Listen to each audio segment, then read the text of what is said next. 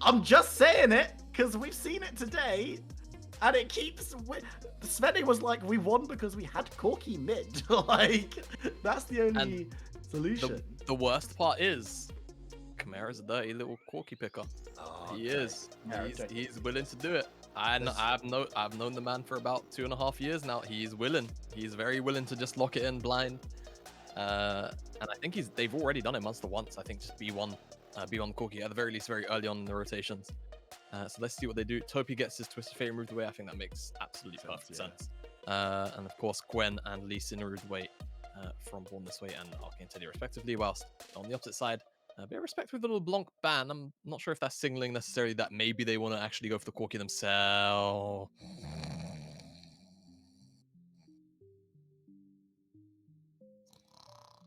Unbelievably dead. I just saw our producer screenshot that as well. But man, what's the point? Okay, right. We know what the point is, Will. The point is to win games of League of Legends. That's really so we fun, can't. Isn't it? We can't complain about it, unfortunately. We can. We can complain about it. We can complain about it. But let's see how Orgless want to respond. They're going to actually blind pick the Ezreal themselves, so a little bit of safety perhaps away from that package and the dives later on. But I just feel like we've seen it happen time and time again where it just doesn't matter if you have a lot of mobility. If you get autoed plus a bomb, you're just going to die. But at least at the very least, matching some of the the range poke that can come out, Ezreal can at least come very close to matching the range of those rockets with the Mystic shots. And Orgless now, let's see what else they have on the board. This would be a very interesting lock. And what's the point? So, for one, this is a champion that Will absolutely despises, but two, this is also a means of potentially neutralizing the mid lane matchup sort of at that level 6 to 11 mark here. And also in the early game, if Born This Way locks in something super aggressive, maybe like the Jarvan, I think would probably be what comes to mind. But maybe he goes something else. Double cage, well, only that. Corky just doesn't really get to escape the cage at all. It's a very, very powerful combination, but you definitely want a jungler right now that can absolutely smash it out in the mid lane with those ganks. I think if you go Lee Sin, you get outscaled. I think if you go Xin Zhao, you can match some of the team fighting. And that's about it, unless you want to go down maybe the Viega route, but instead they're just going to lock in the Leona, like, kind of, I don't feel necessarily randomly. Maybe this will just be Baloo piloting the Karma, but now your jungle pool gets pinched, unless you have something niche and you know that you're prepping for and ready to lock in. I feel like maybe the support pick is a little bit over eager from Orgless. See how it pays off though as they go for the Urgot ban, which has to be mid. They're looking for a very early aggressive top lane pick, perhaps towards something like, of course, the Renekton, which you saw last game. Svenne, despite not having necessarily the best performance himself, admittedly, he said it in his own words. We see the Renekton, the Urgot can definitely sort of negate the laning phase and then eventually come online as sort of this frontline murderer. This is true. I hope the Corki absolutely ruins the Vigar. But the Camille has also been taken off the table, and the Caitlyn goes away as well, which is something that we don't necessarily see in the second round of bans. But of course, with Munster not having picked up their marksman yet, don't want to be allowing that matched range, which, I mean, Jin's still available. You've got the Varus as well, which we've seen a little bit coming on through. So those are potential options if they want to try and grab something a little bit further back. And the Silas will also be the final ban away. Okay, Silas strikes me as a little bit interesting. I mean, it is definitely a Topi champion, so definitely something that's like gonna trim down the pool. But oh mate, I guess they're looking at Arcane Teddy. So wait, I'm being silly. The Silas is there because Ornn is gonna get locked in. That's what it is. Okay. Camille, Silas, it's telegraphed. Brain is a little bit tired right now. Forgive me, we're on game 5. This should be an Ornn locking for Stumpy, and it's gonna just give them another means of engage. And of course, we spoke about that Jarvan already. It didn't get locked in the first 3. I thought it was going to get locked in the first 3. It gets locked in now. And again, just a pick which, in combination with the Veigar, should actually really bully this Corki. Instead, we're actually going to see Malphite come out as the line. You look foolish. I mean, I guess, but the Camille plus the Silas at least signals to me more Ornn than Malphite. Now, obviously, the Silas is there. You don't want to give Malphite R, but Camille doesn't really care about this lane, so it strikes me as a bit odd in that regard. As okay, Kai'Sa will be the lock in here into the Ezreal. Honestly, might not be too bad. Obviously, Ezreal can't really bully the Kai'Sa out of lane in the early stage, and with the likes of the Karma on the side, some of the shield and poke can definitely be a little bit oppressive. As now, which over to Arcane Teddy's top lane pick. He knows what he's picking into. He knows it's into Malphite. Mordekaiser would be spicy, and it is going to get locked in. I like this. It's not a pick we see too often these days. We'll get to talk about it maybe when we're in-game and what it can provide. As realistically, it's sort of a two frontline team coming out from Munster. So being able to, either force Stumpy or Gaboosh into picking up a QSS or just not being, taking part in these team fights is a very big deal. I'm just looking at these two team compositions. Let's kind of zoom out a little bit just to see what they want to be doing. We've already mentioned that Orgless have this double frontline composition. They've got a little bit of dive. They've got backline damage for days. What are we expecting from them? Where are they strongest? Where are they weakest? What's the game going to look like for them? Okay, so I think for Munster, they've probably drafted the weakest jungle 2v2 I think you can actually have on the patch right now in the early stages. Hecarim, Corki, they don't really synergize that well together in the early stages. Of course, in the late game, when you've got the package, when you've got this very tanky horse with a fair amount of damage to boot, obviously that combination is a lot more deadly. But it's just looking like a scaling game for Munster, to be honest with you. Maybe a little bit of strong macro in the early stages, some good rotations if they can find decent lane states and sort of work around and leverage those. But I look towards Orgless and I say, honestly, I feel like you have most of the agency in the early game here. You should have priority in the top side. The priority in the mid lane, I'm not too sure about. I feel like that's going to be more on jungle intervention more than anything. And whilst they do lose out on the priority in the bottom side, in most cases, they have the setup on the bottom side between the Leon and between the Jarvan. And that's obviously the avenue that they should be using to try and bully Mervs and Blue out of a very safe lane and try and prop low fire up to a very quick 2 items. But I need to see Born this way and Topi absolutely decimate this Corki in the mid lane, because we've seen what it's done in the previous games, and they've picked the Veigar into it, and they specifically also picked up the Jarvan, of course, as such a very strong early game jungler that loves to gank the mid lane just because of how easy it is with all the angles he can approach to it in. And this is the thing. We've been saying it all day, basically. It's not just a case of saying this is what needs to happen, but how the teams respond to it. Because you picked stuff to take down this Corki. So far today, correct me if I'm wrong, Corki is 100% win rate, I believe. Yeah. I think that's the case. Which, speaks volumes in itself. It might have lost in a very early game. I'm not sure. It's late. It's game 5. But you have to keep it down, because even in the light side game that we just watched, Corki wasn't dominating lane, was just kind of staying even. And yeah, that game happened. Yep. Corki is a champion. You can tell how much we love Corki, can't you? I like him more than Veigar, so I hope the Corki wins. But let's talk about this top lane a little bit. All right, fine. We'll talk about the game. Mr. Javada. We have to talk about League of Legends. We're falling victim to the no talking about League of Legends thing, and that's for 40 minutes into this game when Veigar is 2000 AP. Sure. Okay. So, I think in the top side, and I really want to know what Arcane Teddy's going to build, because you've already got a fair amount of magic damage on your team anyway. You could go the Bruiser build, or the closer to full tank build, where you go Frostfire, and basically your only AP is Dark Seal plus eventually you get Zhonya's, I think, second item. Yeah. So it's a build that propped up halfway through season 11, I think, or maybe it's towards the beginning. In fact, it might have even been at the end of season 10. The time is going by a little bit too quick. But it was really, really oppressive. As bruisers, you couldn't really out damage or out heal it. I really want to know. I will eagerly await whether or not he goes Riftmaker or whether or not he goes this sort of closer to tankier iteration. Because I think what's also more frustrating about that tank version is he can still stat check you at that sort of level 6 mark. But he's just got more resistances to work with, and the Conqueror and just the base AP that you get off of maybe a Doran's Ring or a Dark Seal really do prop up your damage a significant amount.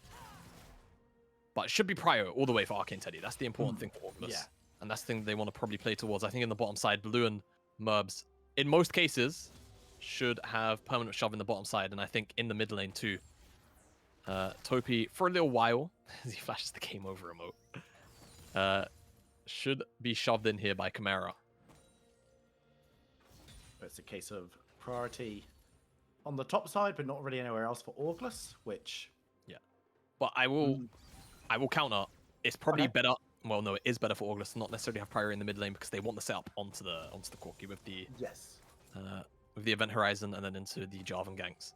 And the fact that there's no cleanse, because teleport is obviously such an important summon spell, It does mean if Chimera blows his flash once, repeat ganks are incredibly potent. And the question there is, will Chimera be forced to burn his flash? Will he put himself in a position where going too overextended with having priority, there's benefits and drawbacks, of course. Does need to... His peeled Event Horizon has a reasonably long cooldown in the early levels. So if 2P blows it in any other situation than a gank, he can feel a little bit safer, but we'll have to see if the overextension exists, or if it's going to be a case of... Because what we saw with the Kai'Sa into Corki, where Kai'Sa stepped up, Kusai, obviously, stepping up a little too far and just got punished very early, and there wasn't really a way back into the game from them, it seemed, at the time. And if Chimera gets taken down, loses flash, and then loses their life, things could start looking a little bit rough. Yeah, 100% agree. And a combination like this, because here's the thing, obviously, you know, Valkyrie, Flash, two very strong mobility spells. Flag and Dragon Cataclysm can always catch up with those, as Stumpy is just going to get a little bit wailed on here. I think we need maybe a look at the top lane wave state, though, because, I mean, it's being shoved in, but it's not a massive wave. It's not stacking. The next wave isn't going to crash, and unfortunately, Gaboosh is also on his way up here. Not quite going to spot out Born this way. Ooh, and the boss side, there's a bit of a scrap. Peep moving forward, gets the Ignite down onto Blue, but he should be able to survive. Unless NFA comes up very soon, but it's not going to, and it looks like it's just going to be an advantage going over to Munster, well, to Orgless. Flash for Ignite. Looks pretty good on their end. They must want it. No flash on Blue now. A little bit low. Peep has flash, even without Ignite. I mean, the issue is Blue's starting to actually heal up now off the pots. Also has 2 biscuits, if that's something they want to lean into. Of course, a very heated topic of debate at the moment, the biscuit versus futures market debate. I feel like there's only one right answer in most cases, but I could definitely see Blue taking biscuit. And this should just be a pretty box standard die for Blue, assuming Jarvan stuck around, which it looks like he didn't.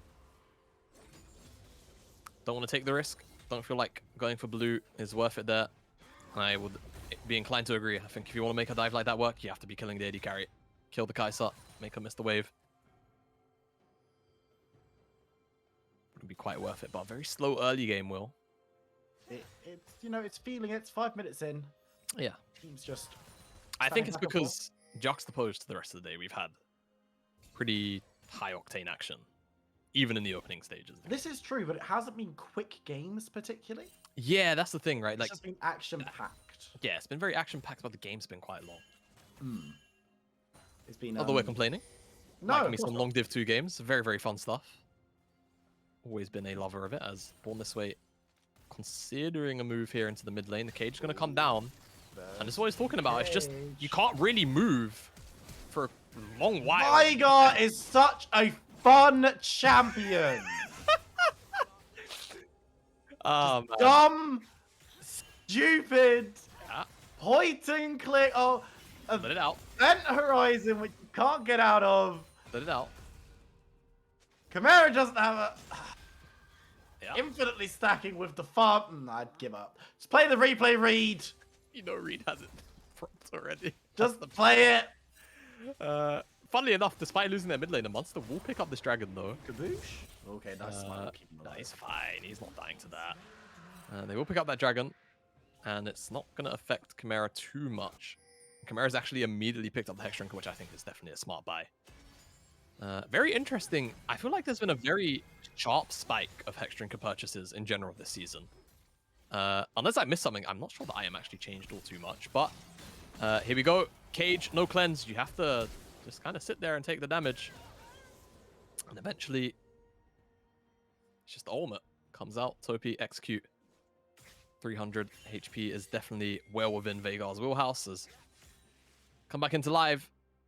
A lot of pressure being actually put down towards the Veigar right now. So you have to remember, Veigar no flash is a very vulnerable target. Oh, love to see that. Corki on the board. Reed, can we get a replay, please? Hey, you know, Will, we normally... You know, there's the meme, right? It's been going for a little while, and I feel like in the first couple of splits it made sense. Now I think it's maybe the joke is starting to wear off a bit. You know, the whole, like, I'm biased for a minute. Which, of course, it's always lovely to see your previous team succeed, especially when you get to commentate over it. I feel like I never quite let that bias leak into casts. I feel like your dislike of the Veigar champion might be No, surely might not. be just No, a bit, man. never. No? Okay. Me hates Veigar? Nah, couldn't be. No. I equally like all 10 champions that we have on the Rift right now. Okay. Very wonderful from you. Munster will start up this Herald, and they've also moved up their entire bottom lane. So they will have the numbers advantage. Lo-Fi can provide a little bit of oversight with the True Shot Barrage from downtown, but I mean, Munster, they've got the package. Just very, very strong. And yeah. All right, I actually remembered what the next nerf to Corki was. Born this way going in. Actually, though, Rift Herald goes super low. Born this way is going to be able to steal it away and should be able to take the fight as well. Gets the kill onto Gaboosh. And that is just one going over to Munster Rugby. No, to Orgless. To Orgless. Defining thing there, Gaboosh doesn't have the upgraded smite. It was a 900 smite versus a 450 smite. And that's one that, unfortunately, no matter how you slice it, Gaboosh is never going to win. Born this way. Feels like daylight robbery given the setup that Munster had. Package, full bottom side moving up, but I mean, they still lose the objective, and now that's Orgless with a 2k gold lead, and a little more standing gold, as that's just going to be a chunk of damage. As, oh my goodness, Pete. Keeps aggressive, but Gaboosh is there, Baloo is there. This could turn into a full-blown fight. Gaboosh could actually go over the wall with the ultimate, but gets caught out. The blast cone hasn't been used just yet, but it will send Born this way back into the fight. It's a 2v1, but Gaboosh is looking to get onto Pete. The shield is big. Can the Hecarim ride him down? No! As Baloo could be caught out here. The stun won't land this time around, as Baloo looks to get away, flashes away from the knock-up. And it will only be one kill going over to Orgless this time around, but Stumpy considering it. Unstoppable Force is available, but deciding that he's going to go for bigger fishes as Born this way. Looking to steal away the Gromp, but Stumpy not able to take 2v1, gets dragged over the wall. We've seen that interaction before, but this time around it doesn't lead to a kill.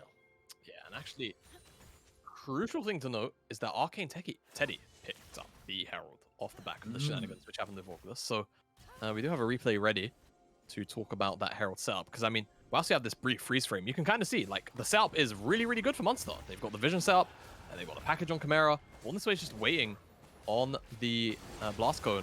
Gets knocked away. The eyes open, doesn't really matter, because, I mean, again, you can see on the HUD, the smite is yellow, which means it's still the 450, the original smite for Gaboosh, whereas the smite is upgraded on the side of Born this way. So this is never really a true 50-50, unfortunately. And yeah, I mean, tries to knock Born this way away. It's just a bit of a misplay on Gaboosh's end to not really have that smite upgraded, and just in general, maybe just not ready for Orgless to contest in that manner. I mean, the question there is it the correct decision for Gaboosh to dive into Born this way, or does he want to get behind, get the eye, and do his darndest to grab the smite, I mean, it's even at the lower level? Yeah, like there's that as well. I mean, it's one of those things where in the moment maybe you're not there and ready to react to the fact that the eye opens up at that low HP, because I mean, it is quite unusual for the eye to open up at like sort of 1.1k from time to time. It's very specific scenarios, because the Herald has to be at a certain HP threshold to stop opening the eye up. But obviously, it was just outside of it. Unfortunately, you have to feel for Munster, but Orgless, they made the best of it. Yeah. Herald on Arcane Teddy, and he's gone for the Riftmaker build, and he's got the Herald of his own, so he's going to make the best of that, I'm sure, to push his own lead. Orgless will pick up this dragon. Looks like it's going to be uncontested. Going back to the Corki point originally, I remembered what the nerf is, because it needed to be done. The packaging now spawns at 10 minutes instead of 8. So there's no free like Herald contest every single time on spawn with package. Which is definitely very oppressive. You know what? Yeah, I'm into it. I like Good that. stuff. Good change. In theory. In practice, who knows? Maybe we won't see Corki for another 6 months. But I'm kind of okay with that. I'll give it up. But 12 minutes on the clock. We've got a couple of minutes till plates fall off. The recall from Stumpy and no teleport means that Arcane Teddy could get a lot of free time up here, but Gaboosh and Baloo are riding on through. Arcane Teddy needs to be careful. Now Baloo appears from the river. So does Murbs, and the charge comes down, but Arcane Teddy is dead. Very, very cool interaction right there. I'm not sure if it was intentional from Gaboosh or not, but Gaboosh uses the ultimate and it stops him from being sapped into the Death Realm. Very specific timing there. Ensures that Arcane Teddy stays on the Rift, isn't able to get an isolated 1v1. probably kill Gaboosh, to be honest with you. Though maybe the movement speed gets him to safety. But yeah, real nice interaction. They're able to kill off Arcane Teddy. They don't stop the charge. But now if you look at the top side, whilst of course we have this look at Stumpy getting bullied here, get Merbs and Blue farming away at these plates, trying to pick up what they can in terms of gold. Pretty good job of it. Now, Arcane Teddy has to kind of just sit here 1v2 for now, because on this way he's on the bottom side of the map. Topi getting pressure in into the mid lane here. They could actually rotate this down into a bottom side play, force Stumpy off the tower fully. And this is so rough because Arcane Teddy doesn't even have R. But if you have something like that happen once or twice more, you can kind of see the damage is there. Arcane Teddy putting on the pressure, and there's that play. Simple as, really. 4 players down on the bot side. Stumpy's tanky, but he's not that tanky, and gets taken out short order. Arcane Teddy is feeling a little bit more healthy, 1 less member, and has a little bit more coverage. So while he's forced away from the tower, he shouldn't go down. But things looking decent for Orgless at the moment. Yeah, definitely. Very decent for them. Lo-Fi is picking up a bit of gold here. Won't quite get that tower with the plate still on, but Merbs gets a pretty good reset. Gaboosh is going to be able to see the way these Krugs before he likely goes for a reset of his own. I think Munster doing a good job of trying to trade, you know, blow for blow when and where they can. Orgless, though, still leading by about 3,500 gold. I think, crucially, the gold is on some pretty important members. Replay on the bottom side. Stumpy, I can respect it. I think you always give up on this tower, but you do blow Lo-Fi's heal, so maybe, you know, some merit to it. But yeah, definitely not a death that you should really just give over anyway. Especially because you're already splitting the map. You know you're on the weak side. Just not quite worth it, as gold values on the screen. 1,000. Give or take the name of the game for the top side of Orgless here, Merbs. Force the way to flash. There in the river, there's a fight kicking off as Peeper's caught out Baloo, who trying to get away, taking a bit of damage. Is there more stuns coming on through? Leona will get snared away. Karma stunned up, but already too far gone in the disengage from Orgless to make that one stick. But this time around, they're the ones who start up on the Rift Herald, and even though both junglers do have an upgraded smite, I think it's going to be objective for objective in the bot lane. As Stumpy picks that one up, Chimera shows up too. Munster Rugby Gaming give up on the Rift Herald, which this time around goes into the pocket of Born This Way. Yep, this time goes into the Born This Way. See where he wants to drop it mid lane. You'd have to imagine, I think with Corki in the game, the wave clear is kind of obnoxious if he does ever return to the mid lane. I think between Kai, so okay. Arcane Teddy takes Stumpy into the death round, which is a very effective disengage as Chimera hanging around. There's no kill pressure from Malphite, but really well-timed ultimate from Gaboosh. Won't actually secure the kill for himself, but Chimera flies on through and will be able to grab it. That was pitch perfect timing from Hecarim as mid lane. Another kill picked up by Orgless. Yeah, I mean, the team's just trading blow for blow right now. Stumpy and Chimera, though, this is a tier 2 outer turret. Of course, worth more gold, but of course, the mid lane tower is worth more map pressure. So there's going to be the trade. It'll pick up 2 towers. Well. I mean, the gold is going to be pretty much a parry if you're talking about the actual worth of the play, right? Another charge? Yeah, I mean, no, I think they're going to get forced away from the third charge. But I mean, look at the top tower. I mean, how much damage is Lo-Fi going to be able to get into? I don't think he's going to be able to execute it. Half HP, definitely not. But I mean, at the end of the day, tier 2 tower on the outer, which is given to Corki, not too bad. You get a kill onto him as well. It's around 600 gold, right? But I mean, all of this map pressure now that you're going to lose because you already don't have outers on the side lanes, losing tier 1 and 2 in the mid lane. Now all of a sudden, you know, the map gets really scary when you're coming out of your base. You have to really always have a lot of shallow vision set down. Otherwise, Orgless can very quickly and efficiently, you have to feel as well, especially with the Veigar, just immediately blow you up. Unless look what happens in the mid lane, because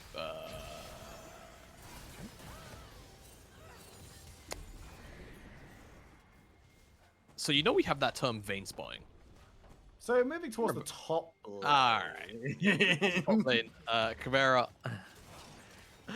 Go on, finish your point. Yeah. Might be a new candidate for Kai'Sa spotting. I feel like, you know, Kai'Sa and Vayne players are very much alike.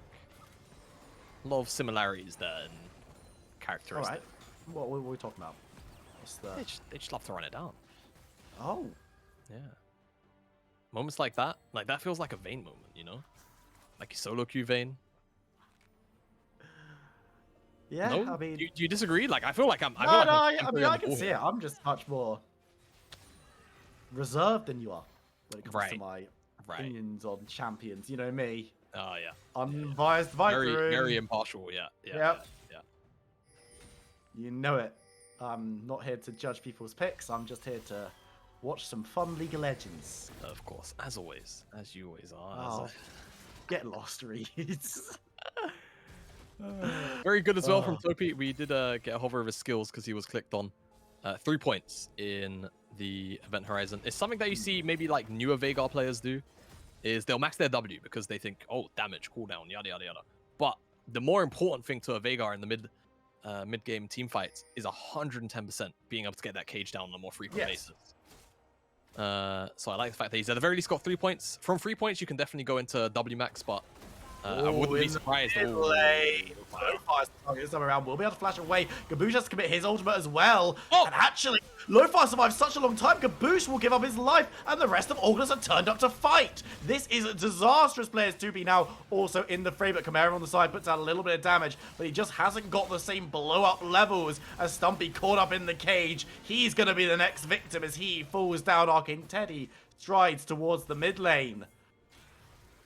Massive breakdown for Monster Rugby Gaming there. Yeah, I mean, I think the initial pick is fine, but going underneath the tower, and I want to say Gaboosh just attacked the minion. There was a minion wave there. He either cancelled the war or he ordered the creep. It's one or the other. And he turned away. He just felt like, yeah, Lo-Fi is dead. Absolutely not. Able to stay alive through whatever means it was. And it commits not only him underneath tower, but Stumpy as well, thinking that maybe he has to back up his jungler on that dive. Orgless able to capitalize pretty damn well. Pick up their own kills on the back end. I think, yeah, replay ready. What exactly happened? So vision up. Very nice from them. Lo-Fi not able to respond to the ultimate. Almost 100-0. Flash, arcane shift. Ultimate. Yes, thank you for the slowdown. So Q, maybe he's thinking W is going to kill him? What does he do? Yeah, the creep. Yeah, it's the minion. Oh, no. I mean, admittedly, that creep was right on top of the Ezreal. But I will say, moments like these are why you always bind attack champion only. It's in the game for a reason. I'm just saying, it's in the game for a reason. Chuck it on a hotkey, that's very accessible whilst you're pressing the rest of your buttons. Specifically very helpful for top laners. So if you're a top laner, you don't have that key enabled or you just didn't know it existed. Now you do. Go into your settings, find it, bind it. Very, very crucial to top lane dives. As Orgless, I mean, they can kind of just do what they're doing. I mean, the issue is, right? Obviously, Corki, hyperscaler. We've seen you've seen what Corki can do. We know what Kais can do as well. Ezreal, whilst I won't say she can necessarily one-to-one match the Kai'Sa scaling, I feel like Kai'Sa definitely does outscale. You can't outscale Infinity. This is true. That's kind of the issue that Munster are inevitably going to have to run face first into, is a 5-on-1 Veigar who currently has Void Staff plus Everfrost with that stopwatch in pocket, who is probably in a position to blow up anybody as Merbs forced to ult. Born this way. Having to shield. Ooh, Merbs. Could just going over the side, though. Merbs needs to get away once again, and now Gaboosh is the target. Sets up Blue. Sells him down a river, and now Karma. Oh, no. Get out of there, Blue. He is not going to be giving Gaboosh any kind of credit. Why are they on the tower? Gaboosh is trying to make up for lost time, but I don't think it matters. The Karma has been sold down the river. Blue, get out of there. No. No, Gaboosh, you can't. You just can't. Now, this is why people say better jungle wins. And you know what, Gaboosh? I can respect what you just did to your support. As Merb's in trouble again. Merbs is actually in a lot of trouble. Gaboosh is this time going to tackle away, born this way, to, for a start, save one of the members of his bot lane. Yeah, alright, and Chimera on the top side, almost picking up this tower. But a package is used, and like package is gained, but it's just gonna be top tower for Dragon. Yeah. They're not fighting over anything with it. Nope. I mean, I kind of get it.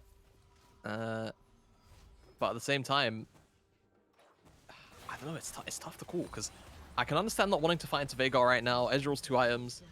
The enemy team are definitely stronger than you are, but at the same time, Veigar's going to get stronger. Ezreal's going to get harder to pick on. Arcane Teddy can't be understated that Mordekaiser does scale incredibly well. Maybe not spectacularly into the team comp of Munster, but still, damage cannot be underestimated. Again, you're just running into Infinity, right? Like you can't outscale Infinity, technically. And Munster, given their composition, they're always going to be running into Veigar range. So I guess giving up that dragon, not the end of the world, but give up the ocean gives Orgless the opportunity to, play for Elder a lot sooner than maybe they'd be comfortable with on the Monster end. It's a tough looking game, I feel like. A little more than perhaps the gold difference spells out. For me, it's a question of how are you dealing with this Veigar? And yes, the damage is scaling to infinity, and Veigar has a lot of utility. And with the build, we'll get intrinsically fairly beefy for a mid laner. And oh wait, that's all the things. If anything, this game is great because it's just gonna back up and reference my point when it comes to explaining to people why this is a problem. But if they can get on top of him and stop him from getting that AP levels down, yes, the ultimate's going to do a big old chunk, but it can only hit one target. So there's still solace in that from Munster Rugby. And I think I want to kind of bring up a little bit while we're just in a bit of a lull while Vision's being played around and potentially an objective is being baited. I can't make a point because they're going to start a fight in a second as Munster are looking towards the river. Orgless move in, look for the engage, can't find Baloo, and we'll be forced to back away. Ooh. Is Munster reported as this kind of top tier team by everyone that we've talked to internally in the league? This game though, surely that will put Orgless on quite a big pedestal as the ultimate's going to come on through. Murbs won't get knocked up, but will be caught up by some of the damage in the backline. Stumpy managed to get onto low fire, but Toby's untouched so far. Born this way has to go golden in the back as Munster Rugby Gaming pick up the first kill of the fight, and it will be a shutdown. But Orgless still have some decent health bars. Pete takes a beating, but does manage to survive as now Gabwesh on the backline gets onto low fire but can't get the kill. Once again, it is now gonna fall. Low fire picks up the kill in the backside. Arcane Teddy has taken one into the death round. It's Baloo, but will be able to escape. The health bars are too low. Arcane Teddy dunks down on one. Stumpy running for the hills as the rest of Orgless chase on down. Flash away from the claw, but Orgless take the fight. Yeah, I mean, again, Arcane Teddy on the back end, he's not really been spoken about too much because the Veigar, the Ezreal, they're more vocal points of this team composition, is scaling into a bit of an unkillable beast. Obviously, he did get bursted down quite heavily there, but he's in the middle of 4 members, so it does make sense. But again, being able to just snatch somebody away out of the team fight is such a big tool, simply because everybody that you ult here in this game, there's just value to it in one way or another. Take away the Malphite, now there's no frontliner. Take away the Hecarim, now there's nobody diving your backline 24/7. Take away the Corki, way less damage coming out. Same thing for the Kai'Sa, and of course if you take away the Karma, then it's just a little less speed ups, a little less shields coming out, a little less safety for a lot of these members of Munster. And Orgless are always going to be happy with that, simply because, we just saw in that team fight right there, Gaboosh tried to dive really deep. All it took was, the cage going up, and because there was no Onslaught of Shadows, it kind of matters a lot that Gaboosh can't finish off Topi or Lowfire. And as long as they play off of each other, the Orgless carries, they should be absolutely fine here. So Munster, at least getting a demonstration of that fight. Yes, a little bit sloppy. I feel like they are on a bit of a soft timer, and it's going to realistically just be on, maybe Murbs hitting a bit of a scaling ceiling. Same thing, Chimera, level 16, right? 3 items. And then maybe looking at a whole bunch of poke, because we've seen already Chimera get some massive, massive chunks out already with these big 1 rockets, but he's got to consistently do it again. Munster gonna spot out Orgless hanging around the river and throw some poke their way, but don't want to enter because they know the damage. But that's what you said about the big 1 rockets. The Dragon's up in 15. This will be sold for Orgless if they can secure it, which is going to make all of this poke so much less valuable from Munster because they'll just sustain on through. And the fight, you've got to imagine Munster not going to be happy to let this one go down without a scrap. Peep Goes about half health, but this time around the cage doesn't catch anyone. There's the window. Orgless backing away, respecting the timer, respecting the major abilities.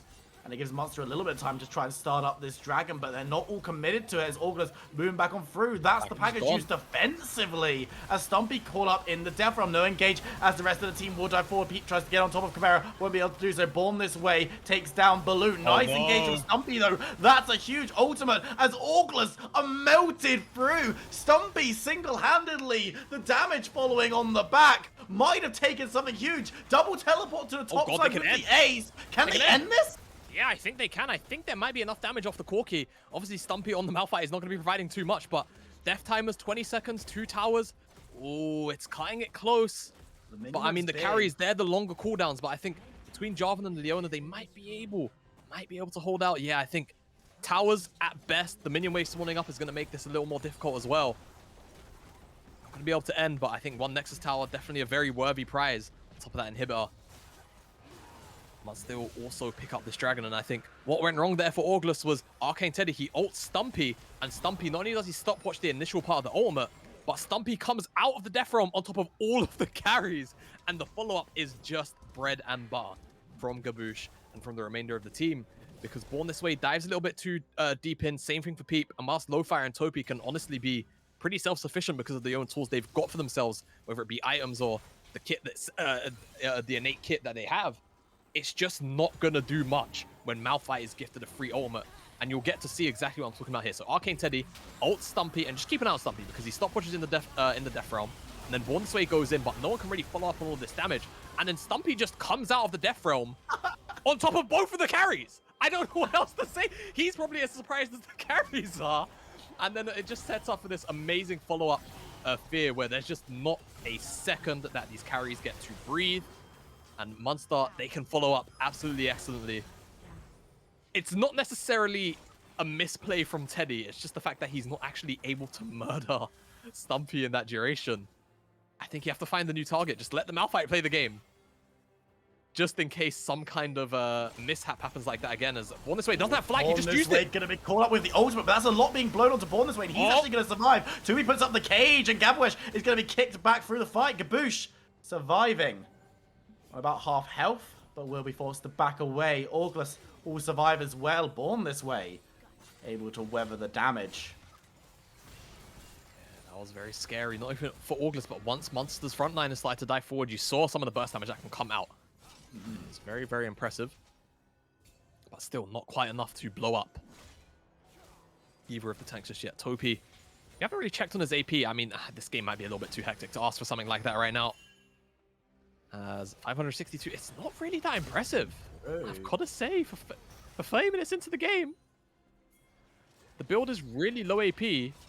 Zhonya's, Void Staff, Everfrost, stacking into tier.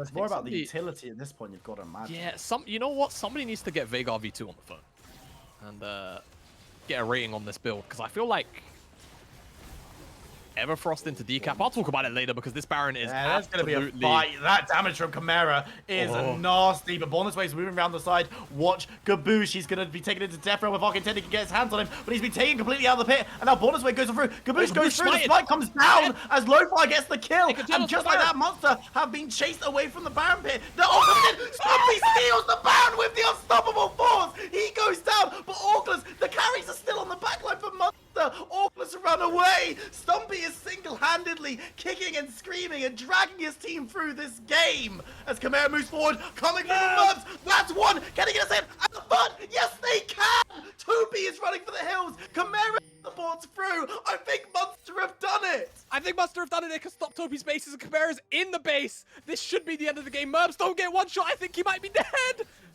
Oh, the still alive, but Baloo gets stunned up. The Nexus is falling. Oh, dodge away, the damage is there. Can they get one more kill onto Veigar? Yes, they can. There's the ace. Munster Rugby Gaming will pick up the victory. Stumpy, you beauty.